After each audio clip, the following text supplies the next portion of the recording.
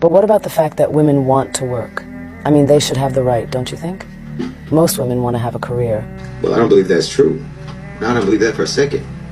You're telling me what you've been told and what you've been told to believe, not what you actually believe and not what's actually the case. No, I don't believe for a second that most women want to work and most women want to have a career. That's PR, that's propaganda. I mean, you can't say honestly that you think that most women want to work and also say that women have equal intelligence as men, because if they have equal intelligence as men, what intelligent person would choose to work if they had a choice not to? I know a man wouldn't, if given the choice. No, I know that most women don't want to work. I don't need to see the statistics. I know that most women don't want to work because I work. So I know what it's like. No, you can only convince a woman or anyone else that it's wonderful, it's just so fulfilling to dress up in business clothes and go to an office all day if they've never worked. You can maybe sell that message to young, inexperienced people, but anyone who has been in the workforce for any length of time will tell you it is not exactly living the dream. But you know who is living the dream?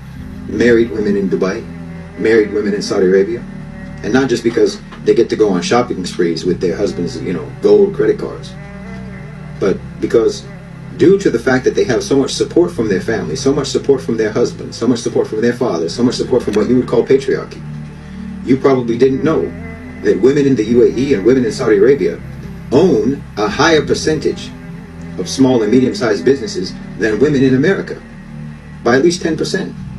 That's ownership, that's entrepreneurship, not employeeship. But of course, they're oppressed, right?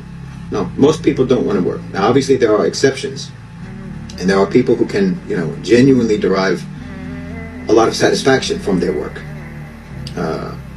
But we all know that they could find infinite other ways to achieve that and better than that level of satisfaction if they weren't wage slaves and had control of their time. Should women have the right to work?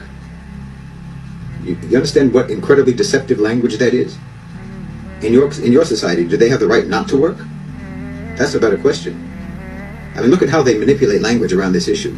Instead of just saying you have to work, they say that you have a career or you have a job, as if it's something that you gained, as if it's something, something that you have, rather than talking about all the things that you lose by having that, all of the things that you have to let go in order to keep hold of that job.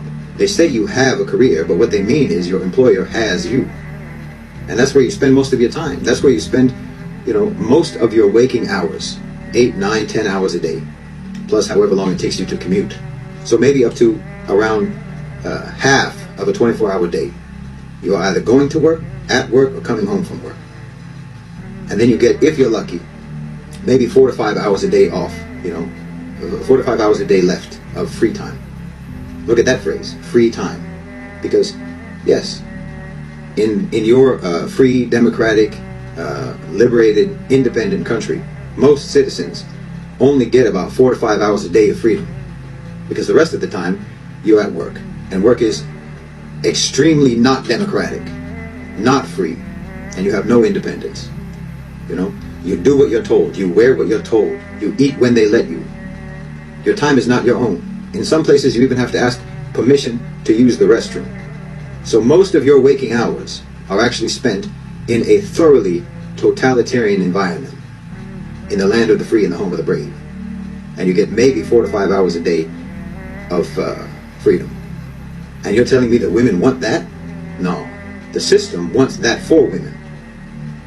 And has made it largely unavoidable because the cost of living is too high. Or anyway, the cost of supporting the lifestyle and maintaining the lifestyle that your society teaches you that you must have if you are to be regarded as a worthwhile and successful human being. They made it necessary for women to work. And human beings have a great capacity to convince themselves that they are actually in favor of things that have been imposed upon them. So they tell themselves that they actually want the thing that they have no choice but to accept. Then, of course, on top of that, you have all this propaganda about how wonderful and how fulfilling it is to sell your time and your labor to an employer, to rent yourself out to your employer. And you have people, excuse me, but like yourself, spreading the propaganda. It's no different really from, how you have women in human trafficking networks, women who procure women for the traffickers. It's basically the same thing. It's just different in the severity of the consequences. But both types of people are lying and making false promises about the servitude and drudgery that they are actually dragging women into on the basis of, promises of how wonderful it's going to be and how much they deserve all of the great things that are going to come to you if you listen to me and do what I said. When actually you're just going to become a wage slave. Just like in a human trafficking thing, you're going to become an actual slave. And it's really interesting to me because I just saw a video by a Muslim sister where she was comparing, the ticket sales for the Barbie movie with the ticket sales for the Oppenheimer movie, and what that indicates. It's not so much a story as a cinematic representation of a brain scan of a radical feminist, the delusional way that they see the world. Whereas Oppenheimer is about a physicist, the splitting of the atom and the creation of the atom bomb. Women aren't going to see that one. The sales for Barbie are eclipsing the sales for Oppenheimer. So that means women aren't going to see Oppenheimer, but women are going to see Barbie. Men aren't going to see Barbie. So women would rather watch a movie, spend money to watch a movie, telling them that they can be and do anything. They're more interested in being told how much they can achieve than they are interested in achieving it. You can't even get them to watch a movie about physics. How are you going to get them to study it? They'd rather watch Barbie. Obviously, that's a huge generalization. What it shows is the appeal of the propaganda. The appeal of the propaganda has far more appeal than what the propaganda is promising. The propaganda is promising that you can do and be anything. But women aren't as much interested in doing and being anything as they are interested in being told that they can.